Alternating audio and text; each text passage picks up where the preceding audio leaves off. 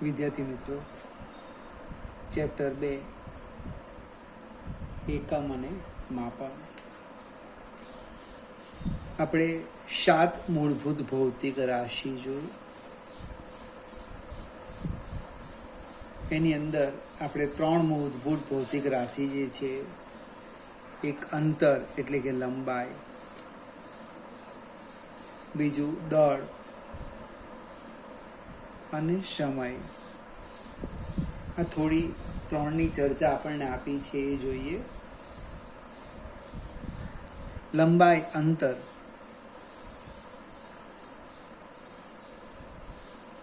હવે લંબાઈના માપન કરવા માટે 2 રીત આપી છે. આ માત્ર પ્રેક્ટિકલને લગતી ચર્ચા છે, એટલે બરાબર સમજવા પ્રયત્ન કરજો.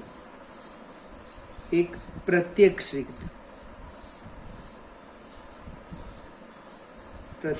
રીત અને બીજી પરોક્ષ રીત.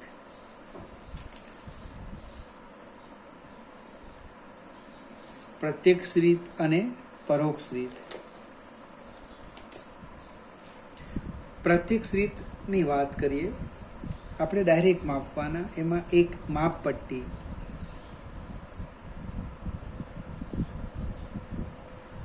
માપપટ્ટી જે આપણને ખબર છે. બીજું એક સાધન લેવાના છે, આપણે શીખવાના છે, વર્નિયર કેલિપર્સ.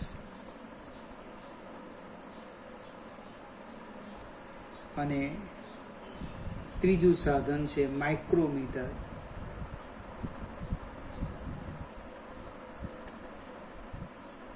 એનું એક બીજું નામ છે સ્ક્રૂ ગેજ. અને એક સેમ એવું જ એક બીજું સાધન છે સ્ફેરોમીટર.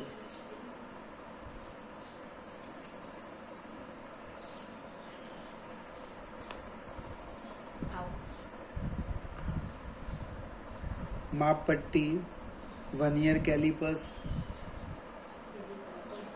માઇક્રોમીટર અથવા સ્ક્રૂ ગેજ અને સ્ફેરોમીટર.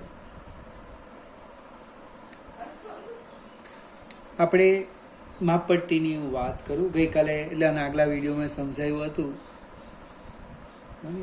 5 મિનિટ બગાડીએ, ખૂબ અગત્યની ચર્ચા છે. માપપટ્ટી બધા જ વાપરે, પણ ખબર નહીં કેવી રીતે વાંચવાનું. એ વાંચવાનું હું શીખવું. આ મારી માપપટ્ટી છે. એમાં પહેલો કાપો ધારો કે અહીંયા છે, 0 હોય, બાજુમાં એક કાપો છે, 1 2 3 4, પછી એક મોટો આપી દે 5.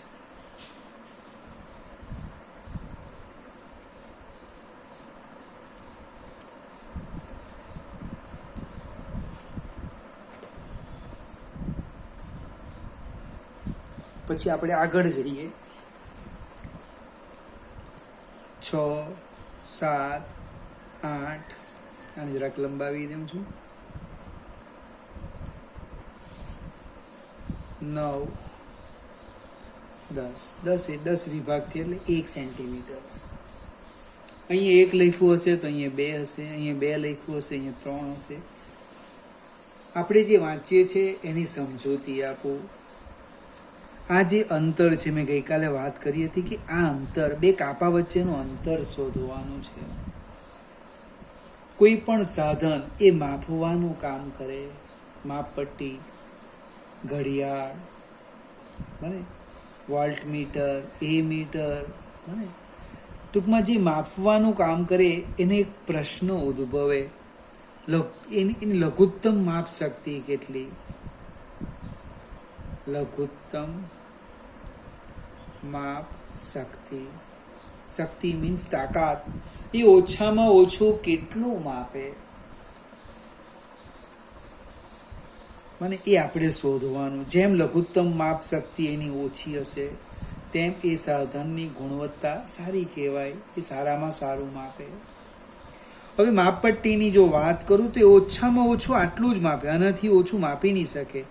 આજે 2 કાપા વચ્ચેનું અંતર છે, એનાથી ઓછું એ માપી શકે નહીં. કોઈ પણ 2 કાપા લેવા, તો એ અંતર મારે કેવી રીતે શોધવાનું? તો વિભાગ જોઈએ. કેવી રીતના?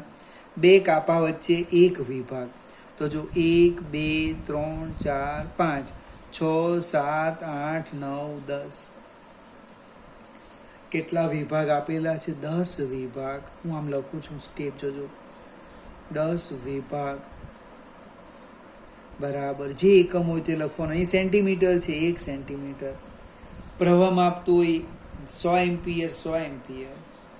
5 વોલ્ટ 5 વોલ્ટ. વિભાગ ગણી લેવાના. માપપટ્ટી હોય, વોલ્ટ મીટર હોય, એ મીટર હોય, કેલ્વેનોમીટર હોય, કોઈ પણ સાધન. આપણું ઘડિયાળ પણ શીખવાના છે. તો 10 વિભાગ બરાબર 1 સેન્ટીમીટર. તો એક વિભાગ બરાબર કેટલા? એટલે આપણે કેવી રીતે લખીએ?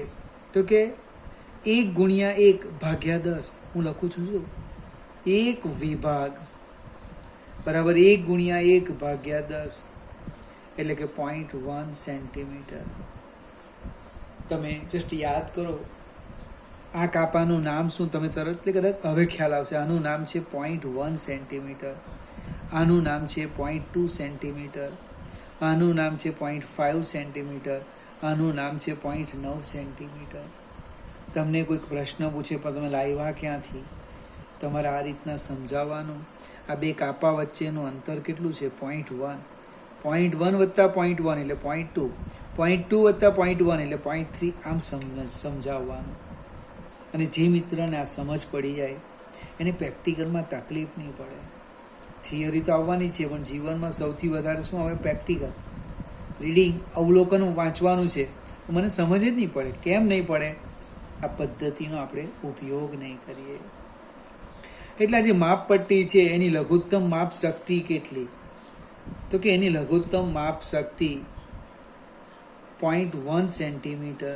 એટલે આમ લખીએ 10⁻⁻1 સેન્ટીમીટર. એને મીટરમાં ફેરવો 10⁻³ મીટર. આ બીજા સાધન છે, આપણે વારાફરતી જોઈશું. એ 10⁻⁴ મીટર. આ છે 10⁻⁵ મીટર. માપપટ્ટી બને સેન્ટીમીટરનો 10મો ભાગ માપે એટલે 1/10. વર્નિયર કેલિપર 100મો ભાગ માપશે 1/100. કેવી રીતના?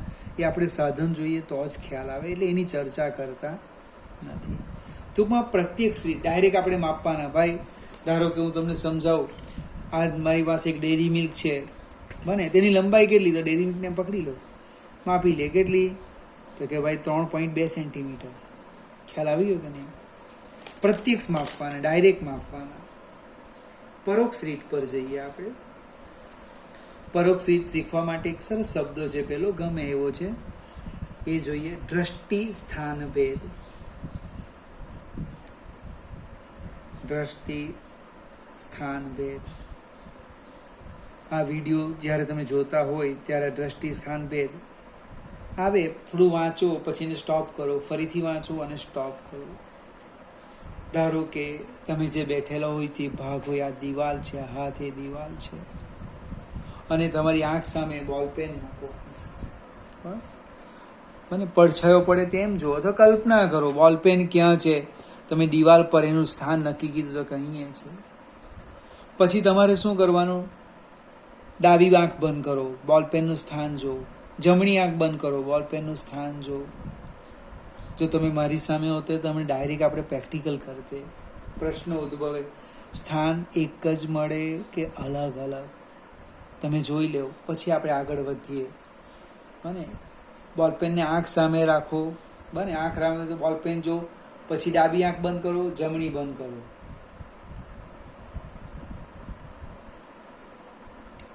જોઈ લીધું સ્થાન. પહેલા બંને આંખે જો, પછી ડાબી બંધ કરો, જમણી બંધ કરો, બંને ખોલી દેવું.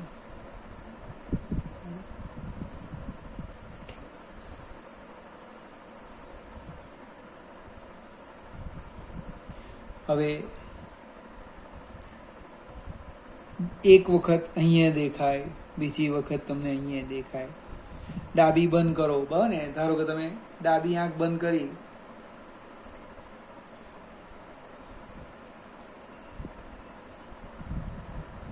ડાબી બંધ કરી ત્યારે અહીંયા દેખાયું, જમણી બંધ કરી તો અહીંયા દેખાયું, બંને આંખ ખુલ્લી રાખો તો સેન્ટરમાં દેખાયું. કોણ હતું? તો કે પેન્સિલ. આ પેન્સિલ અહીંયા હતી.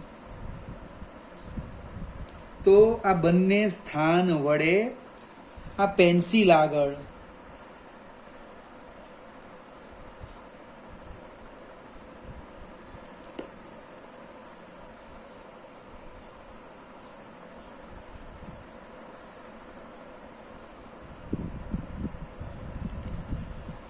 આ જે બંને સ્થાન છે એ બંને સ્થાન વડે પેન્સિલ આગળ કોઈ ખૂણો રચાય.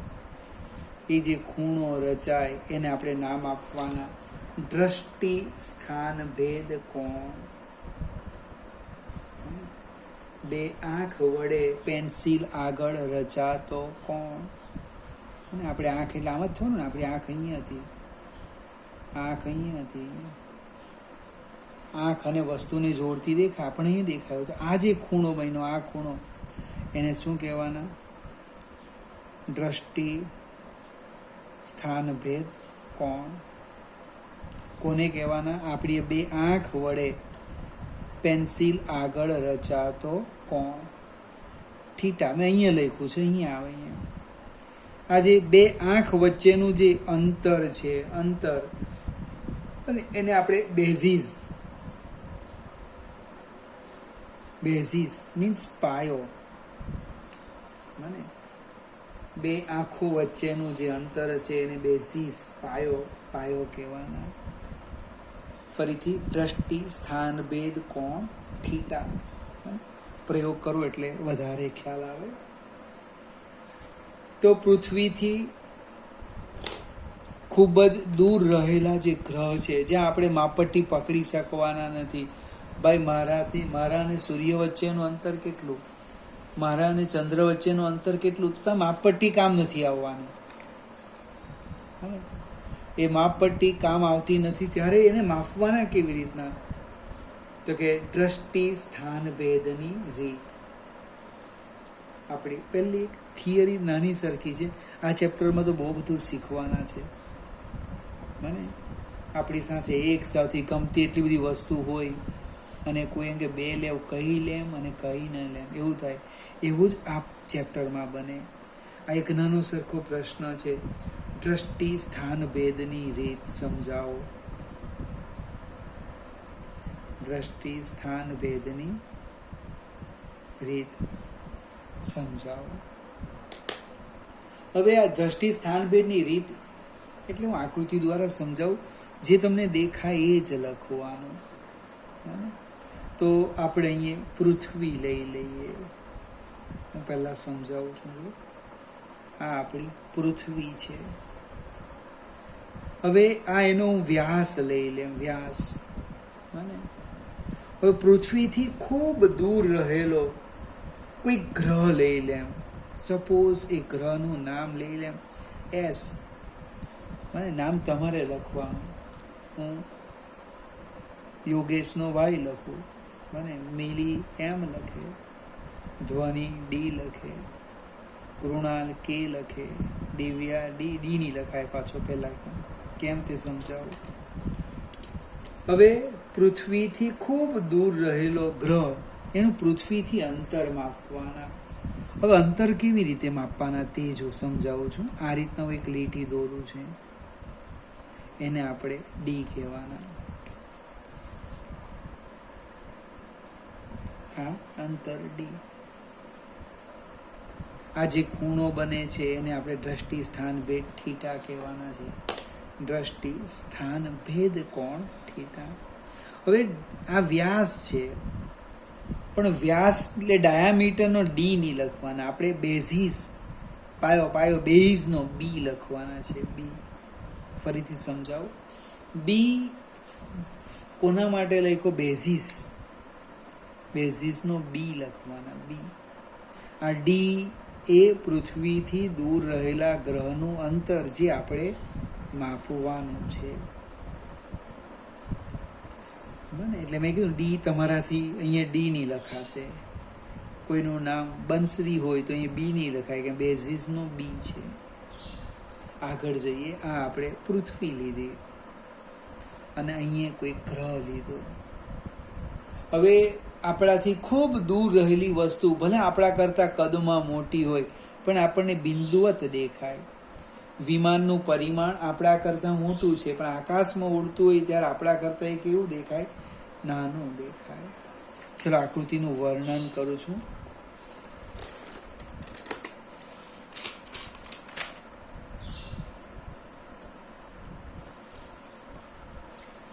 આપણે સ્થળના નામ પણ આપી દઈએ અહીં આકૃતિમાં. આને હું એ કહી દઉં,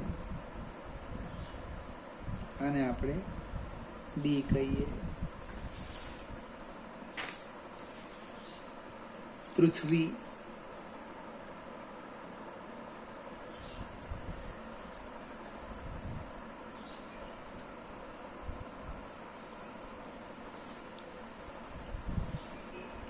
પૃથ્વીથી ડી અંતરે રહેલા ગ્રહનું પૃથ્વીના વ્યાસ, આપણે આ વ્યાસ થવાનો છે બને, વ્યાસના છેડે રહેલા સ્થાન પરથી અવલોકન, પૃથ્વીના વ્યાસના છેડે રહેલા સ્થાન પરથી અવલોકન કરી અવલોકન દિશા AS અને BS નક્કી કરો. એ ફરીથી આકૃતિ પર આવી જાઓ. મને પૃથ્વીના વ્યાસના છેડે રહેલા બે સ્થળો A અને B પરથી મને ગ્રહનું અવલોકન કરી અવલોકન દિશા AS અને BS નક્કી કરો. અને આ બે સ્થાન વડે, બે સ્થળ વડે A અને B વડે ગ્રહ પાસે રચાતો કોણ, જેને આપણે દ્રષ્ટિ સ્થાન ભેદ કોણ કહેવાના. દ્રષ્ટિ સ્થાન ભેદ કોણ કેટલો છે? થીટા. દ્રષ્ટિ સ્થાન ભેદ કોણ થીટા. હવે ખૂણાની વ્યાખ્યાનો ઉપયોગ કરીએ. આમાં શું થવાનું? આજે પૃથ્વીનો વ્યાસ છે, બેઝિસ, બે સ્થાન વચ્ચેનું અંતર, એ પૃથ્વી અને ગ્રહ વચ્ચેના અંતરની સરખામણીમાં ખૂબ જ નાનું છે. એટલે ખૂણો ખૂબ નાનો મળે. એનો અર્થ થીટા કેવો મળવાનો? નાનો. મને યાર, નાના નાના મીન્સ મમ્મીના પપ્પા. નાના નાના ને નાની આવે ને, અહીંયા ખૂણો ખૂબ નાનો મળે. તો આપણે એક સ્ટેપ આગળ જઈએ, ખૂણાની વ્યાખ્યાનો ઉપયોગ કરીએ. ખૂણો બરાબર ચાપ ભાગ્યા ત્રિજ્યા. તો અહીંયા ફિગર જો, ફરીથી ફિગર પર આપણે આવી ગયા. અહીં જે ફિગર છે એટલે ખૂણો બરાબર ચાપ ભાગ્યા ત્રિજ્યા. ચાપ કોણ છે? AB. અને ત્રિજ્યા કોણ થવાનું? Capital D. આ લેવો અથવા આ લેવો. એટલે કે થીટા બરાબર AB બાય AS અથવા BS. AB એટલે બેસિસ, એટલે થીટા બરાબર B બાય કેપિટલ D. આપણો પ્રશ્ન છે કેપિટલ D શોધવાનો, એટલે અહીંયા D આમ લખાશે. D બરાબર B બાય થીટા. મિત્રો, તમને થીટા આપેલું હશે સેકન્ડ અથવા મિનિટમાં, એને તમારે રેડિયનમાં ફેરવવાનું. આ વ્યાસ આપેલો હશે, ફરીથી સમજાવું. વ્યાસ ડાયામીટરનો D નથી લખવાનો, પણ બેઝિસનો B લખવાનો છે. આના ઉપર આધારિત કદાચ ઓબ્જેક્ટિવ તો નહીં પણ એક્ઝામ્પલ પૂછી શકાય. આપણને બે એક એક્ઝામ્પલ પણ આપેલા છે. ડી બરાબર બી બાય થીટા. પરીક્ષામાં કદાચ ભૂલી જવાય તો એકદમ ટૂંકમાં નાની સરખી આકૃતિ પાડવાની, આમ યાદ આવી જશે. પૃથ્વી, ગ્રહ, આવી આકૃતિ પાડી દે. દાખલો ગણવા માટે સૌથી સારી રીત આ બી, કેપિટલ ડી, થીટા, કોઈ ભૂલ નહીં થાય. ખૂણો બરાબર ચાપ ભાગ્યા ત્રિજ્યા. હવે આ 3 અજ્ઞાત રાશિમાં 2 આપવાના અને 1 શોધવાની છે. કિંમત મૂકો એટલે જવાબ આવી જાય. આ આપણે પરોક્ષમાં 2 રીત હતી, એમાંની પહેલી રીત જોઈ, દ્રષ્ટિ સ્થાન ભેદની રીત. હવે કોઈ ગ્રહ કે તારાનું પરિમાણ માપવાના, સેમ આ જ રીત ફરીથી છે. ગ્રહ કે તારાના પરિમાણની માપનની રીત. ગ્રહ અથવા મારી પાસે કોઈ તારો છે, તારાના પરિમાણ નું માપન. હવે પરિમાણ એટલે ઘણી વખત પૂછીએ, ભાઈ પરિમાણ મીન્સ માપ. માપ મીન્સ લંબાઈ, પહોળાઈ, જાડાઈ, ઊંચાઈ, તમે જે કહેવાના હોય તે. અને પરિમાણ શબ્દ સમજો. એવું નહીં કે લંબાઈ પહોળાઈ જ આવે, દળ પણ આવે, સમય પણ આવે, આપણે હજુ પાછળથી શીખીશું. પણ હાલમાં જે આ થિયરીની વાત કરું એ અંતરના સંદર્ભમાં પરિમાણ લખેલું છે. દળ પણ આવશે, સમય પણ આવે, વિદ્યુત પ્રવાહ પણ આવે. એ આપણે ચર્ચા પાછળથી આવશે. માત્ર આપણે ગ્રહ અથવા તારો જસ્ટ કલ્પના કરીએ કે ગોળ છે. હવે ફિગર સમજાવો. ખૂબ મજાની ચર્ચા છે, નાની સરખી. ધારો કે આ આપણે પૃથ્વી લઈએ. જો આકૃતિ જોજો, સમજો. અને હું પૃથ્વી લેમ, આ પૃથ્વી છે. આપણે કોઈ ગ્રહ કે તારાને જોઈએ છે, આ રીતનું છે. અને આપણે હું ગ્રહ અથવા તો તારો કહી દેમ, જે લખવું, કોઈક પદાર્થ છે. હવે ગ્રહ કે તારા વડે પૃથ્વી પર અવલોકનકાર અહીંયા છે. અહીંયા આપણે ઊભેલા છે. અને આ ગ્રહ કે તારા વડે પૃથ્વી પર કોઈક સ્થાને અંતરાતો કોણ કેટલો, તો કે આલ્ફા. મેં શું લીધું, ખૂણાનું નામ લખ્યું આલ્ફા. આલ્ફાને આપણે ગ્રહનો કોણીય વ્યાસ કહેવાના છે. આલ્ફાને શું કહેવાના? ગ્રહનો કોણીય વ્યાસ. હવે આ એનો વ્યાસ છે, વ્યાસ. ડાયામીટરનો ડી લખું. હવે પૃથ્વી અને ગ્રહ વચ્ચેનું અંતર એ હમણે જ જોઈ ગયા, કેપિટલ ડી.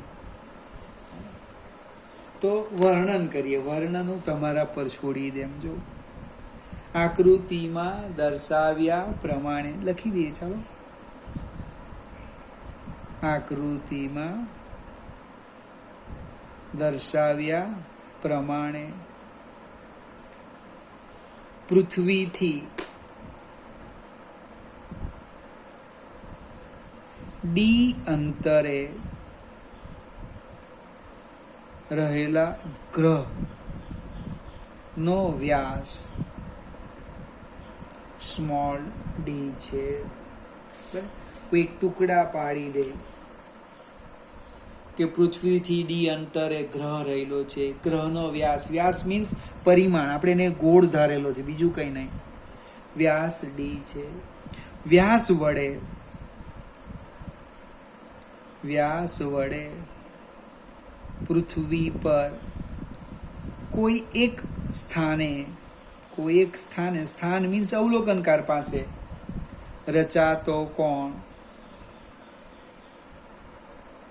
કેટલો છે? આલ્ફા. રચાતો કોણ આલ્ફા છે. આલ્ફાને આપણે નામ આપી દીધું. શું આપ્યું? ગ્રહનો કોણીય વ્યાસ. આની આગલી થિયરીમાં થીટાનું નામ આપ્યું દ્રષ્ટિ સ્થાન ભેદ કોણ. અહીંયા આલ્ફાનું નામ આપવાનું ગ્રહનો કોણીય વ્યાસ. હવે ખૂણો ખૂબ નાનો છે એટલે લખો ભાઈ ખૂણો. ખૂણો બરાબર ચાપ ભાગ્યા ત્રિજ્યા. ખૂણો કયો છે તો કે આલ્ફા, ચાપ તો કે વ્યાસ, ભાગ્યા કેપિટલ ડી. મારે ડી શોધવાનું છે, આલ્ફા કેપિટલ ડી. એટલે જે ગ્રહ એ જે તારો હશે એનું પરિમાણ આવી જાય. કોઈકને પ્રશ્ન ઉદ્ભવે આલ્ફા કેવી રીતે માપવાના, તો આપણે ટેલિસ્કોપનો ઉપયોગ કરીએ. અહીંયા ઊભા રહીને એક વખત ગ્રહનો આ છેડો જોઈએ, બરાબર, લીટી નક્કી કરી દઈએ. બીજી વખત ગ્રહનો આ છેડો જોઈએ, એટલે આપણી ફિગર આવી થઈ ગઈ. આ બે વચ્ચેનો ખૂણો એ આ સ્થાને શું કહેવાનું? આલ્ફા. ગ્રહનો કોણીય વ્યાસ. ફરીથી બે સૂત્ર આવ્યા. દ્રષ્ટિ સ્થાન ભેદ કોણ એટલે બેઝિસ ભાગ્યા capital D, b by D, અને alpha small d by capital D. પેલામાં કેપિટલ ડી માપવાનું છે, અહીંયા સ્મોલ ડી માપવાનું. ટૂંકમાં 3 અજ્ઞાત રાશિમાંથી તમને 2 આપશે અને 1 શોધવા કે. આજે આપણે લંબાઈના માપનની વાત કરી. હજુ થોડી ચર્ચા બાકી છે એકમની, એ આના પછીના વિડીયોમાં હું સમજાવીશ. પણ વિદ્યાર્થી મિત્રો, જેવો વિડીયો આવે એટલે તરત બરાબર જોજો, 2 વાર જો, અને તમને અનુરૂપ આવે એવી રીતના નોંધ કરતા રહેજો, નોટ લખતા રહેજો. આની PDF મારી પાસે છે, હું પછી પાછળથી મોકલાવીશ.